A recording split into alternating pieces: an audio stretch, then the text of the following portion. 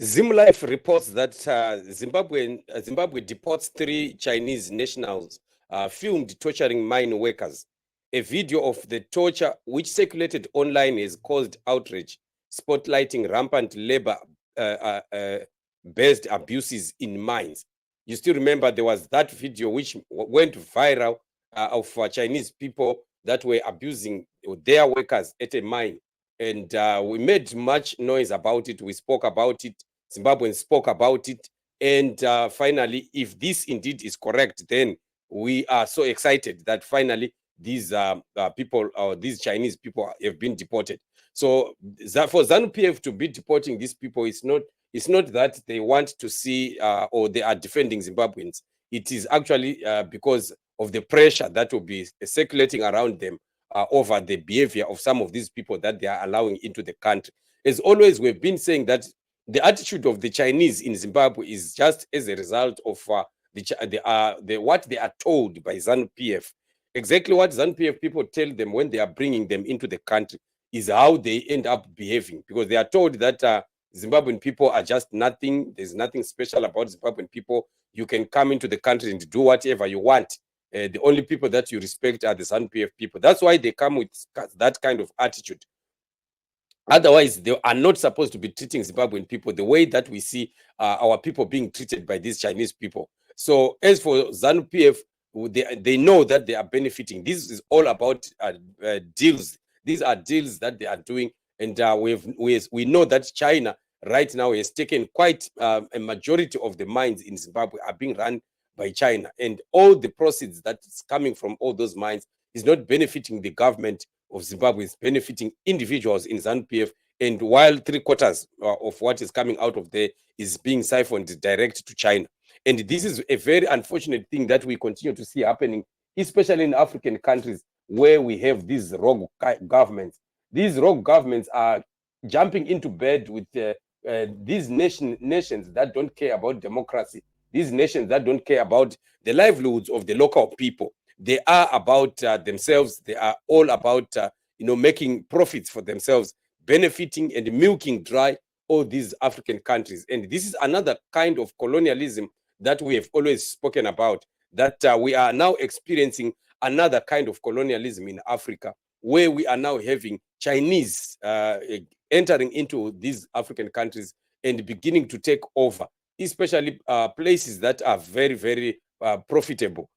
Places that are really making quite some substantial amount of money for those nations. We see Chinese entering into those, and that is a red flag for Zimbabwe, for Africa, and all the other countries that are allowing Chinese people or the Chinese government to be sending its people who are coming to take over. And once they are in, they are possessing land, they are taking over land, they take over mines, they take over big factories, and they take over production, mass production of quite a lot. Especially in Zimbabwe, we also have Chinese dominating the tobacco industry. And that industry is affected seriously because China is now the one that is running that. Because you know that Chinese have been the greatest customer when it comes to the tobacco that we are farming in Zimbabwe. The Chinese people consume tobacco at alarming levels. So this is why they've wanted to come right into Zimbabwe to be controlling the tobacco themselves. And once that happens, with the greed that we see with ZANU-PF and Emmerson Mnangagwa and his cabal, we know that definitely the deals are not fair, how they are trading with the Chinese, as long as they get something, because these are people that are just hell-bent on looting.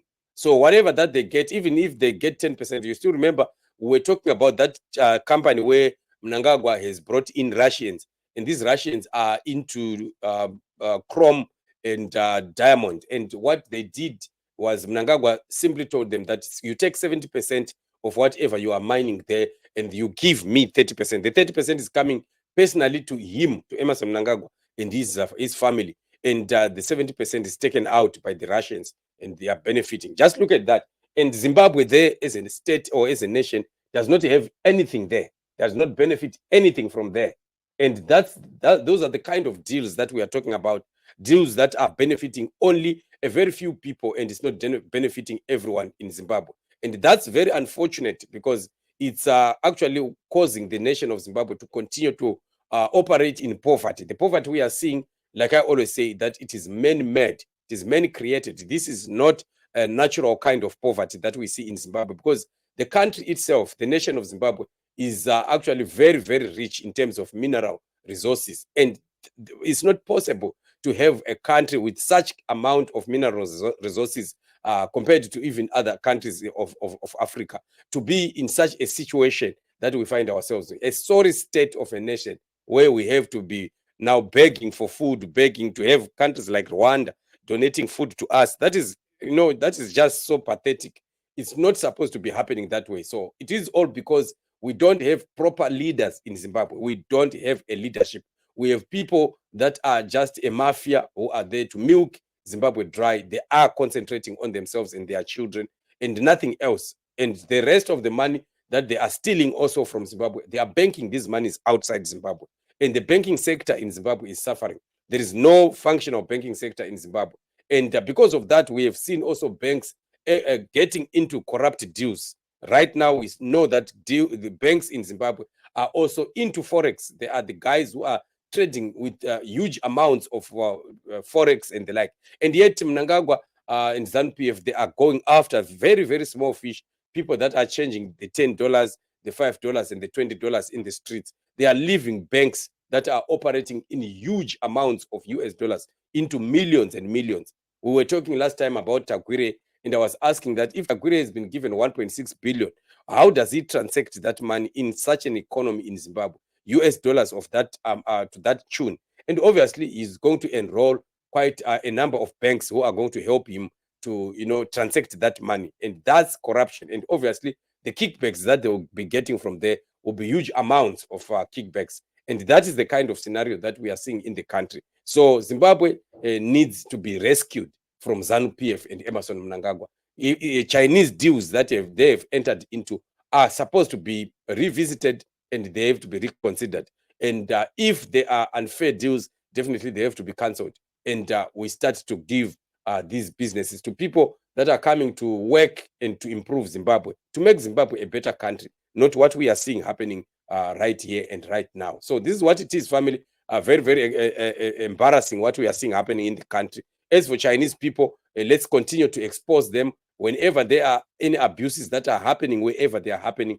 Please make sure that you send that information. We will take it from social media. We will spread it out. We will talk a lot about it. You don't ever underestimate the power of social media. These videos only circulated on social media, and look, already a response has happened. So social media is powerful. Never underestimate the power of social media in exposing these Chinese people, exposing ZANU-PF, exposing Emerson Mnangagwa, and all the things that they are doing. It's power, and they cannot limit information anymore because of social media. And we will continue to be exposing them until everything goes into the right direction. So this is what it is, family. Thank you so much for joining me on this show. For those that have not subscribed, as usual, we encourage you to subscribe to the channel, like, and share. Till we meet again in the upcoming show. You are blessed.